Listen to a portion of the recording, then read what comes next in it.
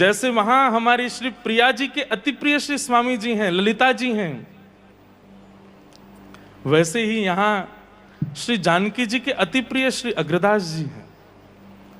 तो महाराज जी बैठे और जब श्री ललिता जी को प्रसंग सुन रहे हैं, स्वामी श्री हरदास जी की लीला सुन रहे हैं, तो बस थोड़ी देर मैं तो महाराज जी संकोच मारे संतन को देखूं कमूं, बोलता ही रहूं कि कहीं त्रुटि भई और इनने कहीं भाव ऐसा बनाया तो मैं तो भूल और जाऊंगा। थोड़ा सा मैंने दृष्टि करके देखो तो महाराज जी अपलक नेत्रों से, और नेत्रों से थोड़े, महाराज जी चश्मा पहनते तो वहां में से अश्रुबिंद दृष्टि पड़ी मेरी।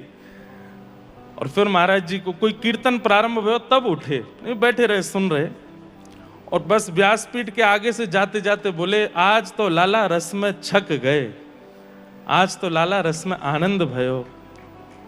एक बार ये रस प्रवाह श्री जानकी नाथ जी के चरणन में होना चाहिए।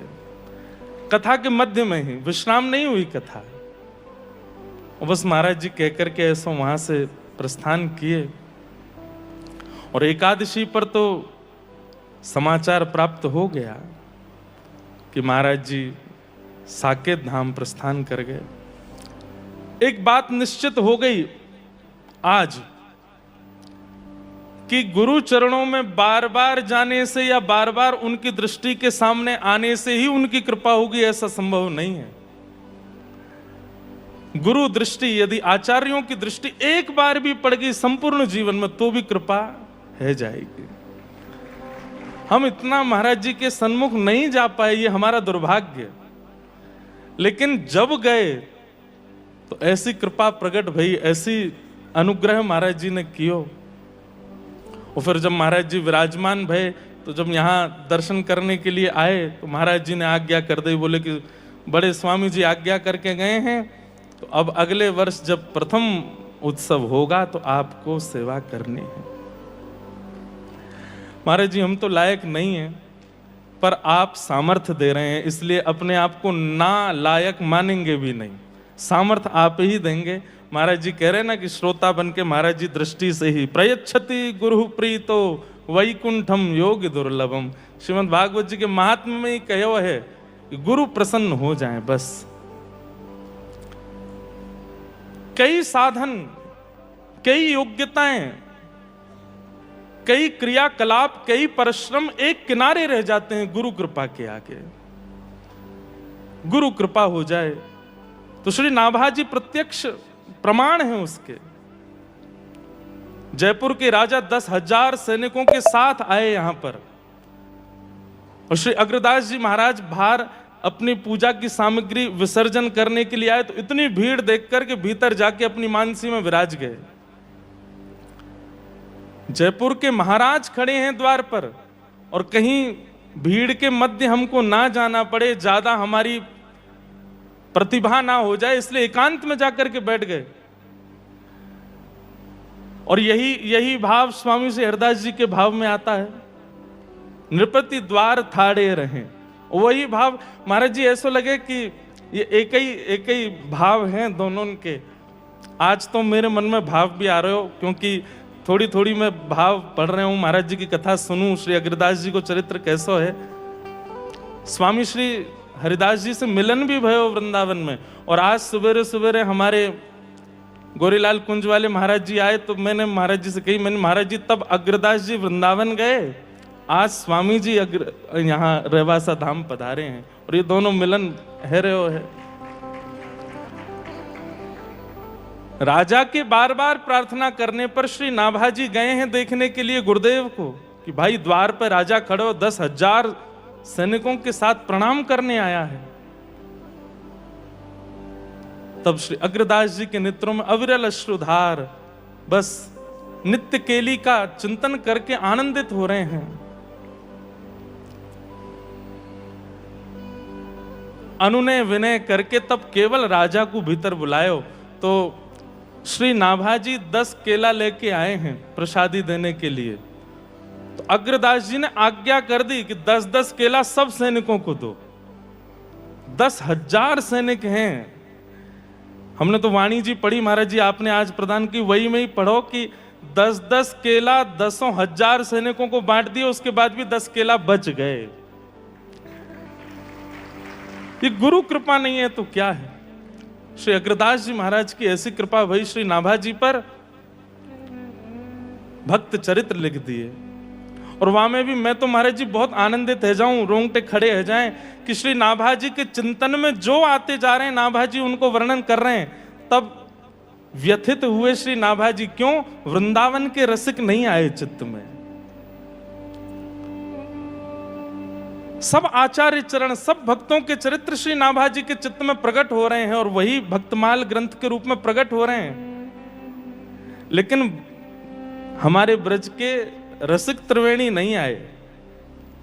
तब श्री नाभा जी ने बड़े करुण भाव से जिज्ञासा की है कि गुरुदेव, सबका चिंतन हो रहा है लेकिन ये ब्रजवारे इनको चिंतन ना है रो। तब श्री अग्रदास जी महाराज निवेदन कर रहे हैं, बोले तुमने 24 अवतारन की स्तुति करी है तो उनको भजवे वारे सबरे भक्त तुम्हारे चित्त में आ गए। ये वृंदावन वारे तो किशोरी जी के भजवे से आमेंगे, ये तो श्री लाडली जी के भजवे से आमेंगे। और तब नाभा जी के निमित्त गुरुदेव ने किशोरी जी की प्रार्थना की है, अग्रदास जी ने श्री लाडली जी का वंदन किया है। वंदऊ श्री राधिका पद पद्म। अद्भुत भाव। ये पीठ सामान्य नहीं है, ये स्थान सामान्य नहीं है। महाराज जी सत्य कह करके गए हैं, क्या वर्णन करें। और मेरे भाग्य की तो सराहना नहीं, मंच की मर्यादा नहीं तो मैं तो जोड़ते न नृत्य कर लूं तो भी कम पड़े, न नृत्य तो करूंगा। हमारे परम पूजनीय श्री अग्रज भ्राता स्वरूप पूज्य श्री राधा कृष्ण महाराज जी विराज रहे हैं। महाराज जी के साथ एकांत में आज अपने भाग्य के लिए न नृत्य तो करूंगा, आज अपने भाग्य की सराहना। महाराज जी एक भाव हुआ ना कि व्यक्ति जब मार्ग पर निकले तो अपने गंतव्य के साइन बोर्ड देख करके उसको राहत मिलती है। जैसे वृंदावन से अगर जयपुर जाएं तो जयपुर के बार बार माइलस्टोन आते हैं, अब इतना दूर रह गए हो, इतना दूर रह गए हो, इतना दूर रह गए हो। आज हमें ऐसा अनुभव है रहे हो कि ठाकुर जी की प्राप्ति के काजे भक्ति पथ पे हम सब चले हैं और आज प्रथम माइलस्टोन आ गए हो सामने। ठाकुर जी इतने ही दूर रह गए बस। ये कथा करनो, यहां बैठ करके आपके मध्य कुछ कहनो, और मैं अनुमति चाहूंगा कि बस मैं अपने ब्रजवासी भाव से, अपने प्रेम भाव से स्वतंत्र रूप से बस यहां जानकी नाथ जी की सेवा कर चलूं, ऐसी भावना है। भावनाएं तो बड़ी हैं, भाव तो बड़े हैं। सब भावों को प्रणाम करते हैं। पूज्य महाराज जी आज पधारे हैं, आपके युगल चरणों में बारंबार प्रणाम करते हैं। सच्चिदानंद रूपाय विश्वोत्पत्त्यादि हेतवे तापत्रय विनाशाय श्री कृष्णाय वयं नमः। महात्मा की कथा है, थोड़ी बहुत महात्मा की चर्चा हम करेंगे। सच्चिदानंद रूपाय, सत्य, चैतन्य और आनंद तीन रूपों के विषय में कहा गया। हर कथा में ठाकुर जी के तीन रूप तो बताए ही गए हैं, पर मन में एक भावना है कि क्योंकि गुरु परंपरा का स्थान है और गुरु प्रधान चर्चा से ही कथा का प्रारंभ है, तो गुरु के वचन के प्रति शिष्य का कर्तव्य सत्य हो। गुरु जी जो कह रहे हैं वो सत्य है। गुरु के स्वरूप के प्रति चैतन्य की भावना हो। गुरु चैतन्य है, भले ही वो देह रूप से विद्यमान है, भले ही वो विद्यमान नहीं है, फिर भी वो चैतन्य रूप से हमारे सन्मुख विराजमान है। महाराज जी ने एक संबोधन किया कि पूर्व में विराजमान पूज्य महाराज जी और अब नए रूप में विराजमान। या को भाव क्या है कि पूर्व महाराज जी कहीं गए नहीं है, वही चैतन्य रूप धारण करके हमारे पूज्य महाराज जी के स्वरूप में विराजमान हो गए। तो गुरु के वचन अटल कर मानो, गुरु के वाक्यों के प्रति सत्य निष्ठा, गुरु के स्वरूप के प्रति चैतन्य भाव, अगर ये दो क्रिया शिष्य कर दे तो जीवन आनंदमय हो जाए। तो सच्चिदानंद रूपाय, गुरुदेव के ही तीनों रूप हैं। गुरु के वचन अटल कर मानो, साधु समागम कीजे, मन रे कृष्ण नाम कह लीजिए। सूरदास जी कह रहे हैं गुरु के वचन के प्रति सत्य निष्ठा।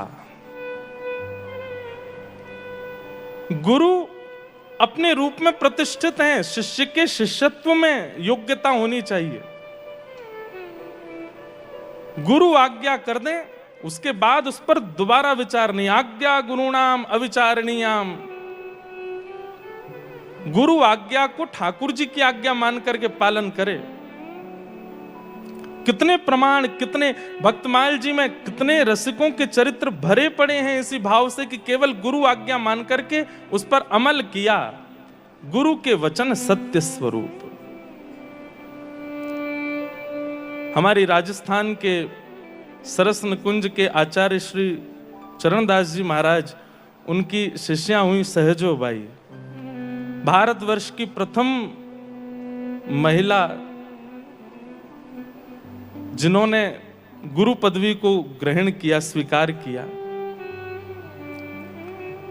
राम तज डारूं पर गुरु ना बिसारूं। उनका भाव कभी कभी इतना क्लिष्ट गुरु के प्रति भाव देख करके कई लोगों के मन में आता है कि ऐसा भी हो सकता है कि ठाकुर जी एक बार को किनारे हो जाएं, लेकिन गुरु प्रधान है। आचार्य चरणों से सुना था महाराज जी कि सहजो बाई ने गुरुदेव की पधरामनी के लिए आसन सिद्ध किया और अपनी कुटिया में आसन विराजमान किया कि आज हमारे गुरुदेव पधारेंगे। लेकिन हमारे ठाकुर जी भी ऐसी स्थिति में ही परीक्षा लेते हैं। बहुत ध्यान से सुनियो, यहां गुरुदेव आ रहे हैं और सहजोबाई हाथ में थाल लेकर के खड़ी हैं स्वागत के लिए, अगवानी करने के लिए, और इतने में ही ठाकुर जी भी आ गए। ठाकुर जी भी आ रहे हैं, गुरुदेव भी आ रहे हैं, हाथ में एक थाली लेकर के सहजोबाई खड़ी हैं, दोनों एक ही समय पर उपस्थित हो रहे हैं। महाराज जी, ये जब चरित्र हमने सुना तो मन में विचार किया कि अगर हम सहजोबाई की जगह होते और सामने गुरुदेव भी आ रहे हैं और ठाकुर जी भी आ रहे हैं तो हम क्या करते? तो हम निश्चित ही सहज स्वभाव से गुरुदेव को प्रणाम करके गुरुदेव से कहते, गुरु जी आप भी आइए, ठाकुर जी आए हैं, स्वागत करें हम उनको। गुरुदेव आप भी विराजो, ठाकुर जी आ रहे हैं, ठाकुर जी के स्वागत में आप भी आ जाइए। पर सहजोबाई की गुरु निष्ठा कैसी? दौड़ करके गई और ठाकुर जी को हाथ पकड़ करके लाई, बोले हमारे गुरुदेव आ रहे हैं, लो थाली पकड़ो, आरती करनी है गुरुदेव की।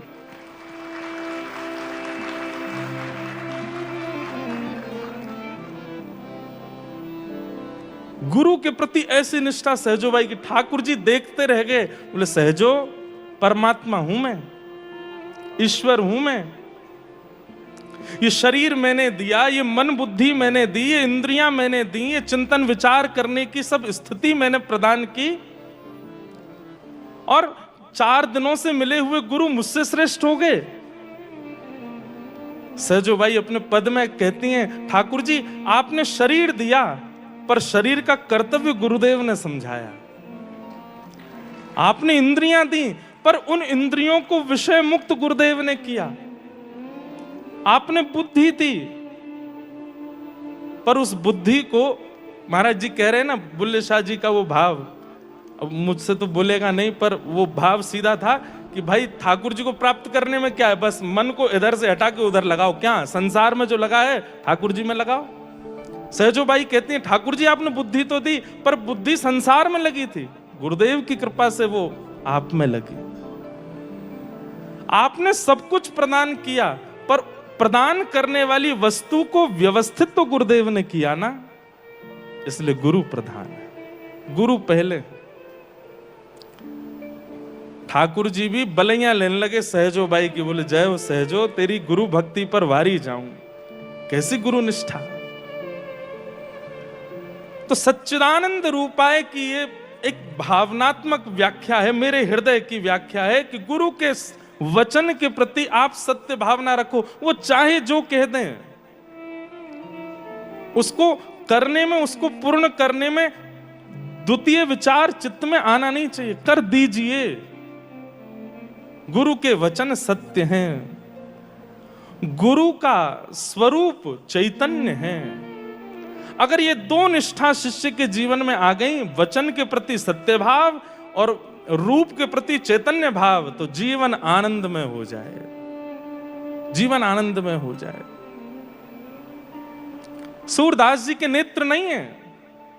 सूर कहा कहे दुविध आंधरो, सूर कहा कहे दुविध आंधरो, बिना मोल को चेरो, हो बिना मोल को चेरो, भरोसो दृढ़ चरणन केरो, भरोसो दृढ़ चरणन केरो। सूरदास जी कह रहे हैं मैं दोनों नेत्रों से नहीं देख सकता, लेकिन बस किया क्या, बोले बिना मोल को चेरो बन गए, अपने गुरुदेव को, अपने आचार्य चरण का बस दास बन गया, उनकी वाणी के प्रति ऐसा समर्पण कर दिया। और तो और सूरदास जी कहते हैं साधन और नाहिया कली में, साधन और नाहिया कली में, जप करो तप करो तिलक लगाओ संध्योपासन करो सब क्रिया करो, पर गुरु के वचन के प्रति अटल नहीं हो तो जितने साधन कर लो, लेकिन भले ही साधन में चूक बन जाए, लेकिन गुरु आज्ञा के प्रति आप सजग हैं। सूरदास जी कहते हैं साधन और नाहिया कली में, साधन और नाहिया कली में, जासो होत निवेरो, जासो होत निवेरो, भरोसो दृढ़ चरणन केरो, भरोसो दृढ़ चरणन केरो। दो नेत्र वाले लोगों को ठाकुर जी को वैसा दर्शन नहीं होता जैसा बिना नेत्र वाले सूरदास जी को होता है। लेकिन सूरदास जी बैठ करके पोशाक का वर्णन कर देते हैं, माला का वर्णन कर देते हैं, पाग का वर्णन कर देते हैं। लोग आश्चर्यचकित होते हैं कैसे कर देते हैं, और केवल एक ही उत्तर देते हैं, मेरे गुरु कृपा, गुरु कृपा।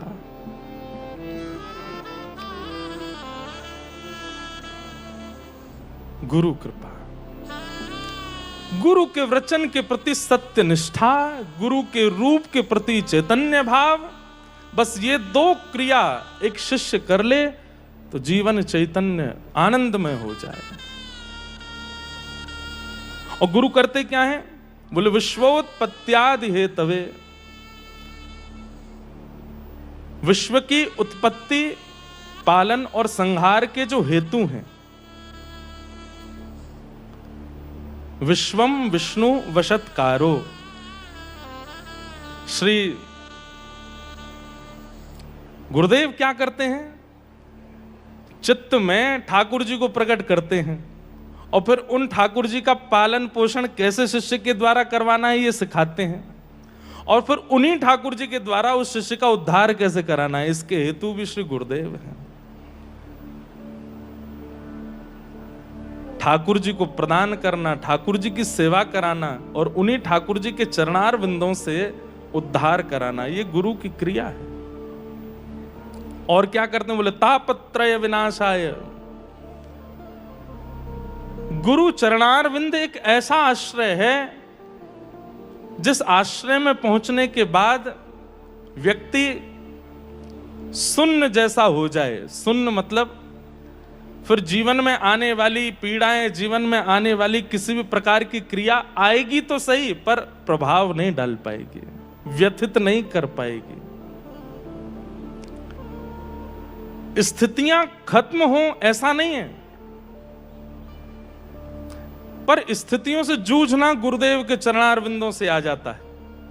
3 प्रकार के तापों का जो विनाश करते हैं, मतलब ताप तो आते हैं पर ताप का होने वाला प्रभाव अनुभव नहीं होता। प्रमाण रूप में हम सूरदास जी की बात करते हैं, सहजोबाई की बात करते हैं, नाभा जी की बात करते हैं, पर अभी भी प्रत्यक्ष प्रमाण देखने हो तो प्रत्यक्ष प्रमाण में भी कई उदाहरण हैं। हमारे पूज्य महाराज जी उदाहरण हैं गुरु कृपा का। हमारे पूज्य पिताजी महाराज, पूज्य गुरुदेव भगवान उदाहरण हैं गुरु कृपा का। और आप सब उदाहरण हैं इस गुरु कृपा का। मैं उदाहरण हूं गुरु कृपा का। जीवन में आपत्ति, विपत्ति, संकट सबके आते हैं, कोई नहीं बचता इनसे।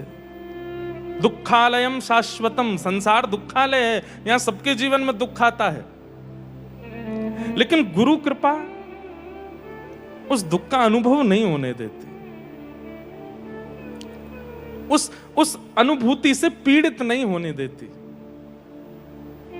ऐसे तापत्रय विनाशाय कृष्ण स्वरूप श्री गुरुदेव को हम बारंबार प्रणाम करते हैं। श्री कृष्णाय वयम नमः, हम सब प्रणाम करते हैं। और ये गुरु रूप में कौन है? जिनके चरणार विंदों में बैठे हैं ऐसे श्री अग्रदास जी महाराज, और उस परंपरा में वर्तमान विराजमान हमारे पूज्य महाराज जी, ये गुरु हैं। प्रथम श्लोक के भाव से पूज्य गुरुदेव भगवान को आचार्य चरणों के चरणों में हम प्रणाम करते हैं।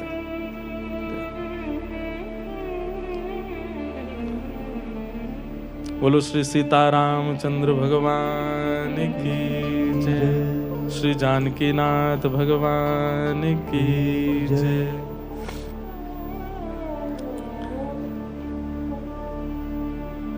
अग्रदास जी का एक पद है, पूज्य महाराज जी प्रस्थान कर रहे हैं।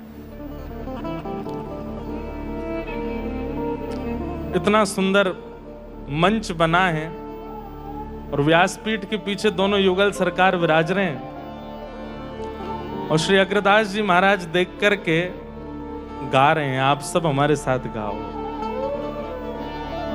आज इन दोन पे बलिहारी, आज इन दोन पे बलिहारी, आज इन दोन पे बलिहारी। आज सब लोग गाओ। जिनके स्थान पर हम लोग बैठे हैं ऐसे श्री अग्रदास जी महाराज गा रहे हैं, और मंच पर इतने सुंदर शोभायमान श्री सीताराम जी हैं, जानकी नाथ जी हैं। इन दोनों की रूप माधुरी, ये एक दूसरे को देख रहे हैं और हम इनको देख रहे हैं, और हमसे ज्यादा भाग्यशाली तो आप कि आप इनको देख रहे हो। कल निवेदन करेंगे महाराज जी से कि हमारे लिए भी एक यहाँ दर्पण ऐसा लगवा दें कि हमको ये दिखते रहें, हम भी इनको देखते देखते आपको कथा सुना में। ये सौभाग्य आपको ही क्यों मिले, हमको भी मिलना चाहिए। श्री अग्रदास जी महाराज गा रहे हैं, सब लोग गाओ। आज इन दोन पे बलिहारी, आज इन दोन पे बलिहारी। श्याम गौर गल श्याम गौर गलवैया दिए, श्याम गौर गल बाह दिए हैं, श्याम गौर गल बाह दिए हैं। यह छवि द्रगन बसैये, यह छवि द्रगन इन दोन पे बल जई, आज इन दोन पे बल जई, आज इन दोन पे बल जई,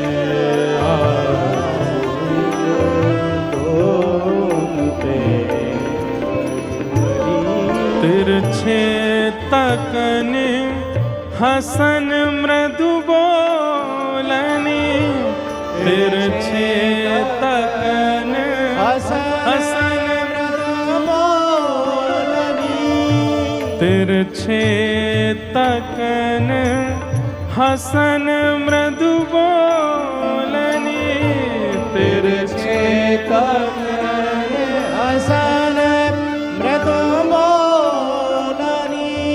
श्री अग्रदास जी महाराज वर्णन कर रहे हैं, तिरछे हसन, तिरछे तकन हसन मृदु बोलने। ठाकुर जी कैसे देखते हैं? बोले तिरछे देखते हैं, सीधे नहीं देखते हैं। इसमें भी कृपा मानी है। हमारे ब्रज के रसिक जन कहते हैं कि बहुत बड़ी कृपा है कि ठाकुर जी सीधी दृष्टि से नहीं देखते। अगर सीधी दृष्टि से ठाकुर जी देख लें तो शायद जीवित रह नहीं पाएंगे, इसलिए ठाकुर जी ने तिरछे है कि फिर तिरछी दृष्टि से देखते हैं। वहां में भी हमारे रसिक जनन ने कितनों गायो कि ठाकुर जी आपकी तिरछी कटारी बहुत हृदय को विगलित कर देती है, विगलित कर देती है। पर ये कृपा है ठाकुर जी की कि ठाकुर जी सीधी दृष्टि से देख नहीं रहे हैं, तिरछी दृष्टि से देख रहे हैं।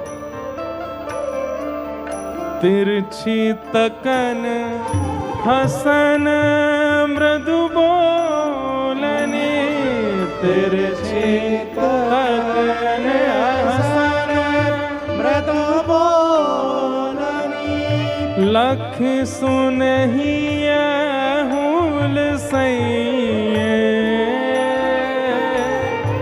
लख सुनहिया हुल सैये, ओ लख सुनहिया हुल सैये, लख सुनहिया हुल सैये, आज इन दोन पे बल जई,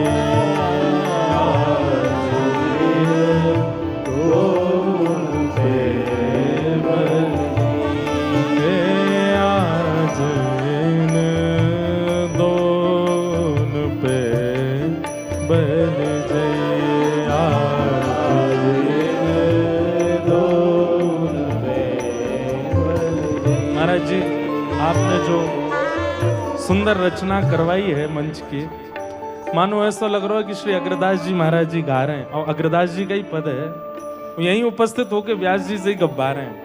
एक निवेदन है महाराज जी, एक बार आपकी कथा में ही देखा था कि यहाँ एक आपने प्रतिबिंब लगवाया जिसमें पीछे की स्वरूप दिख जाए।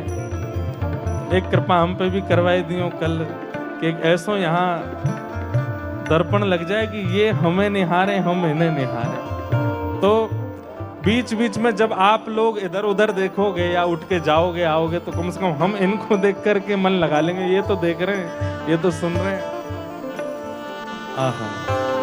अग्र अली इन मृदु मूर्ति को, अग्र अली इन मृदु मूर्ति को, अग्र अली इन मृदु मूर्ति को, अग्र अली इन मृदु मूर्ति को।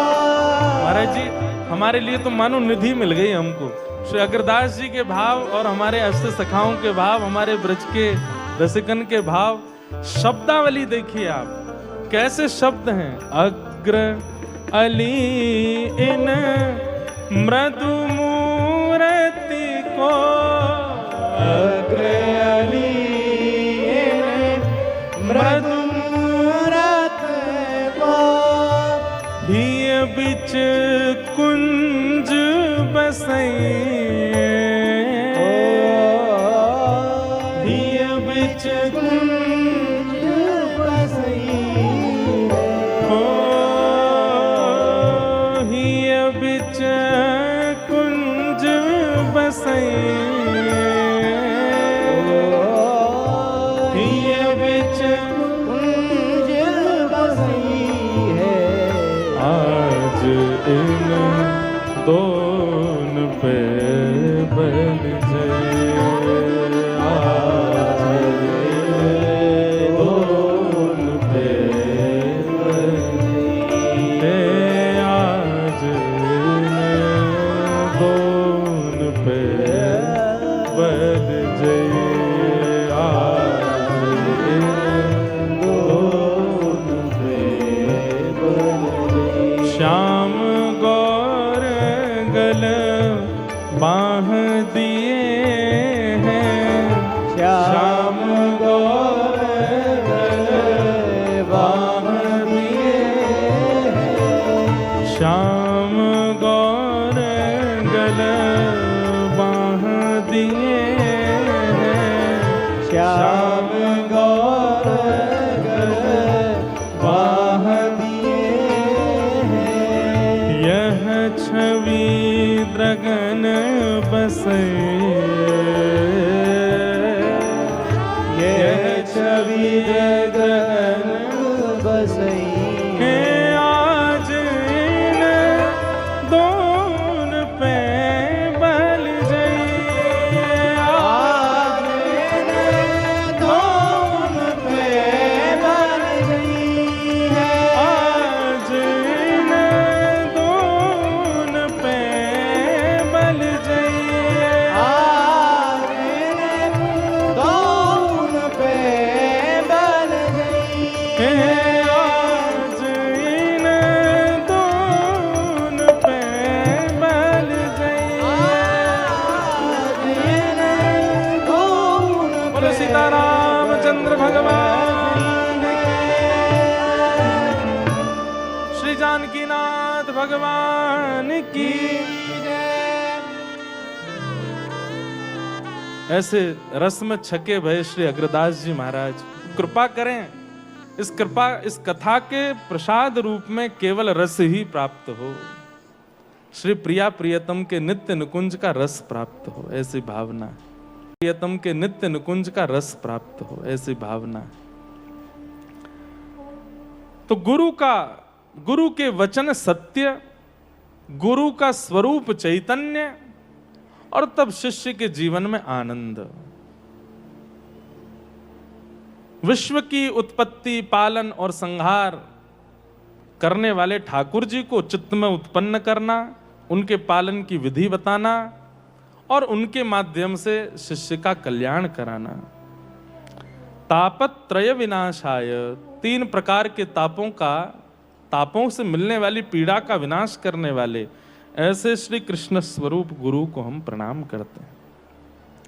आज भागवत जी का महात्म्य है, महात्म्य की चर्चा हम थोड़ी कर लें। प्रश्न पर शिष्य की स्थिति पता चलती है। आप सबको हमारी आवाज आ रही है ना? भाव से श्रवण कीजिएगा, ध्यान से सुनिएगा। हम जिज्ञासा कैसी अपने चित्त में रखते हैं, उससे हमारी स्थिति पता चलती है। बहुत ध्यानपूर्वक सुनिएगा। कभी कभी विचार किया कीजिए कि आपके चित्त में जिज्ञासाएं कैसी प्रकट होती हैं। कभी कोई महापुरुष मिलेंगे, कभी कोई आचार्य चरण मिलेंगे, तो हम उनसे जिज्ञासा क्या करेंगे, वह स्थिति देखिए। संसारी स्थिति आती है, संसारी भावनाएं प्रकट होती हैं। हमारे घर की वृद्धि कैसी हो, बालक का कार्य अच्छा कैसे चले, इसका ब्याह कब होगा, या इसके घर में संतान कब होगी, या हमारे व्यापार में वृद्धि कैसी होगी। अगर ये जिज्ञासाएं ही चित्त में रहती हैं ठाकुर जी के सन्मुख और गुरु के सन्मुख, तो इस बात का प्रतीक है, बुरा नहीं मानिएगा। इस बात का प्रतीक है कि आप घोर संसार और घोर कलयुग के द्वारा ग्रसित हो चुके हैं। जब जब ठाकुर जी के सन्मुख जाते हैं या गुरु के सन्मुख जाते हैं, अपने आप को देखिए कि आपके चित्त में क्या प्रकट होता है। आप कहेंगे महाराज जी आपने ये तो बता दिया कि घोर संसारी व्यक्ति का लक्षण क्या है, पर घोर वैष्णव व्यक्ति का लक्षण क्या है? ध्यान से सुनिएगा।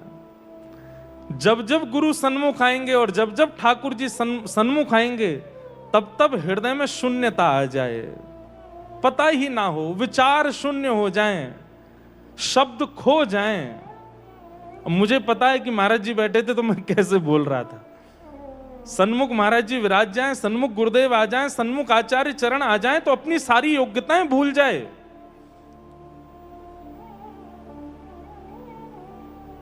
एक पद है ना, लगन लगी घनश्याम की जाहे, उसमें एक अंतिम अगला भाव है कि पैर धरते कहीं है पर जाता कहीं और है। क्रिया करना कुछ जाते पर होती कुछ और है।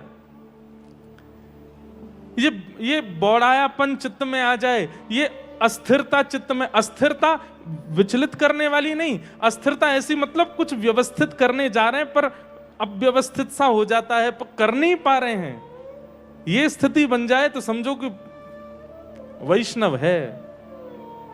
सोच के बैठा था गुरु आएंगे तो ये पूछूंगा, ठाकुर जी के सामने जाएंगे तो ये पूछूंगा।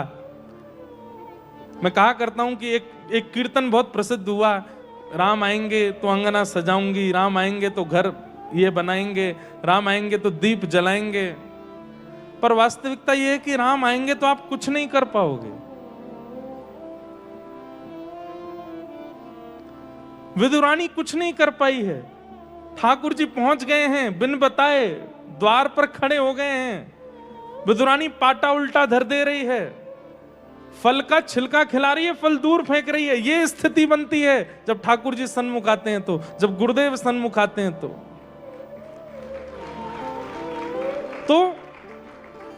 आपकी चित्त की स्थिति अगर पता करनी हो तो गुरुदेव के सन्मुख जाकर के अपने चित्त का अनुमान लगाइए कि क्या सोच रहा है, क्या विचार आ रहे हैं। उससे पता चलता है कि हम कितने पानी में हैं।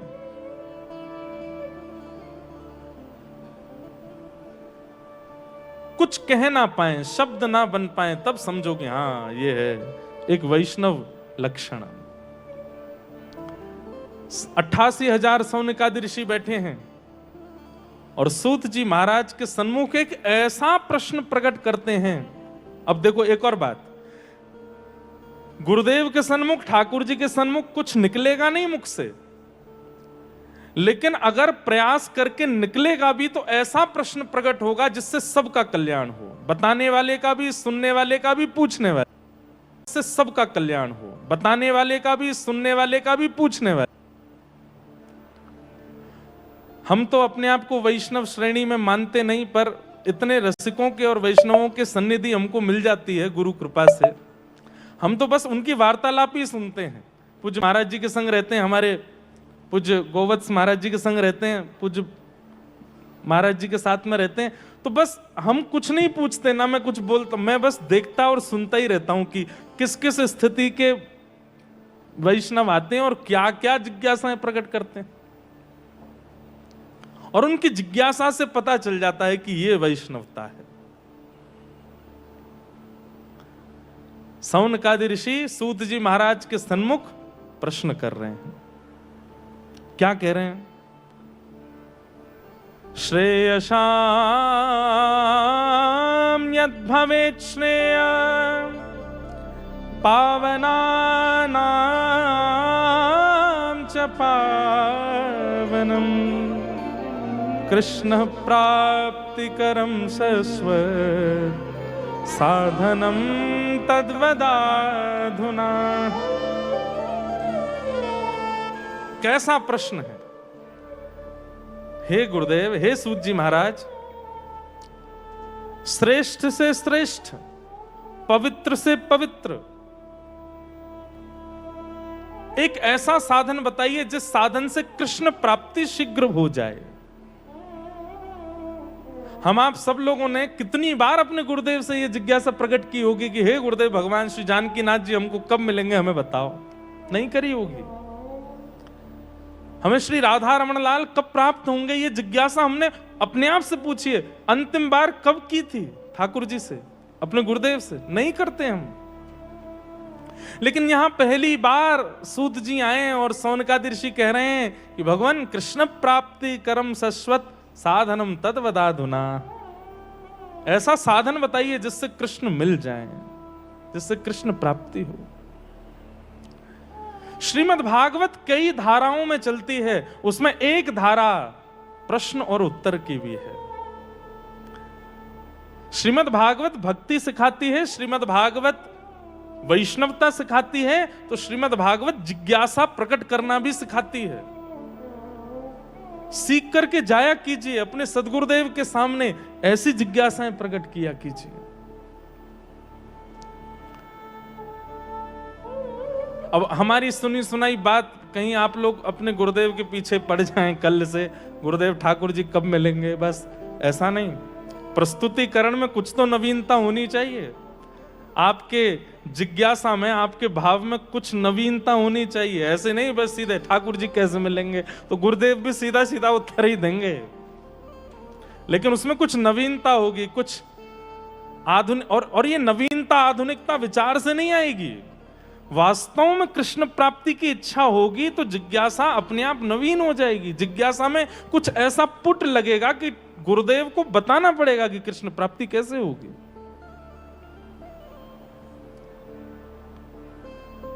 भावना प्रकट करो चित्त में और फिर जिज्ञासा करो। सौनकादि ऋषि पूछ रहे हैं कि भगवान कृपा करके हमें बताइए कि कृष्ण कैसे मिलेंगे। तब जी सूत जी महाराज कहते हैं, काल व्याल मुखग्रास त्रास निर्णास है तवे श्रीमद् भागवतम शास्त्रम खलो कीरेण भाषितम। प्रश्न ही ऐसा किया गया था कि उत्तर में ठाकुर जी ही दे दिए, उत्तर नहीं दिया, ठाकुर जी दिए हैं। कितनी अच्छी बात है कि जिज्ञासा ऐसी करो कि गुरुदेव उत्तर ना दें, ठाकुर जी को ही दे दें। और यहां सूत जी महाराज ने उत्तर नहीं दिया है, ठाकुर जी दे दिए। बोले क्या कह रहे हैं, इस संसार रूपी काल के सर्प के मुख में हम सब लोग ग्रास के रूप में बैठे हैं। वो काल रूपी व्याल अपना मुख बंद करे, उससे पहले पहले श्रीमद् भागवत की सन्निधि ले लो। श्रीमद् भागवत की सन्निधि, एक बात बहुत ध्यान से सुन लीजिएगा, आचार्य चरण भी कह के गए, महाराज जी भी कह के गए, और हम भी कहेंगे, आपको ये बात माननी पड़ेगी। जैसे लोग टेंटू गुदवा लेते हैं फिर वो जीवन भर रहता है, ऐसे इस बात को भी अपने चित्त में धारण कर लीजिए, जीवन भर रहे। श्रीमद् भागवत की प्राप्ति मतलब श्री कृष्ण की प्राप्ति है। श्रीमद् भागवत की कथा श्रवण करना, इसका मतलब साक्षात ठाकुर जी को श्रवण करना है।